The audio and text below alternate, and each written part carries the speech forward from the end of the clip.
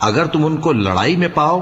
تو انہیں ایسی سزا دو کہ جو لوگ ان کے پس پشت ہوں وہ ان کو دیکھ کر بھاگ جائیں، عجب نہیں کہ ان کو اس سے عبرت ہو۔ اور اگر تم کو کسی قوم سے دغابازی کا خوف ہو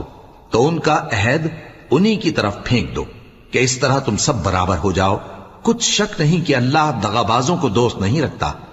اور کافر یہ خیال ہرگز نہ کریں کہ وہ آگے نکل گئے ہیں،